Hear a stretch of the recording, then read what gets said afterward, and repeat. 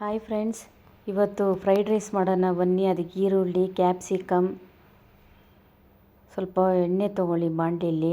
ಈರುಳ್ಳಿ ಫ್ರೈ ಆಗಲಿ. ಕ್ಯಾಪ್ಸಿಕಮ್ ಹಾಕ್ಕೊಳ್ಳಿ. ಕ್ಯಾಪ್ಸಿಕಮ್ ನೀವು ಜಾಸ್ತಿ ಹಾಕ್ಕೊಂಡ್ರೆ ಟೇಸ್ಟ್ ಚೆನ್ನಾಗಿ ಬರುತ್ತೆ.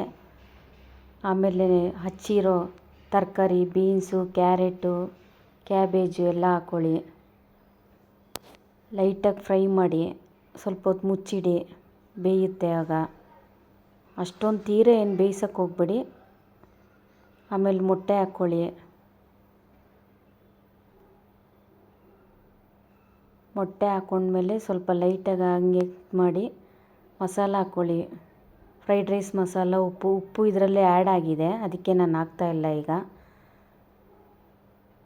ಆಮೇಲೆ ಸ್ವಲ್ಪ ಪೆಪ್ಪರ್ ಪೌಡ್ರು, ರೈಸ್ ಹಾಕಿ ಚೆನ್ನಾಗಿ ಮಿಕ್ಸ್ ಮಾಡಿಟ್ರೆ ಫ್ರೈಡ್ ರೈಸ್ ರೆಡಿ.